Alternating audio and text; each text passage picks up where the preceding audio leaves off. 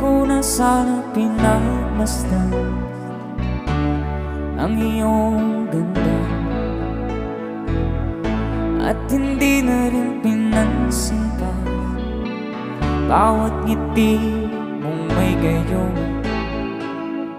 Dahil sa kala ko di ako iibig sa'yo, ikaw pala ang aakit sa puso ko. Kaya nga'y waring gulong-gulo ang puso at isipan. Araw-gabi ay pangarap ka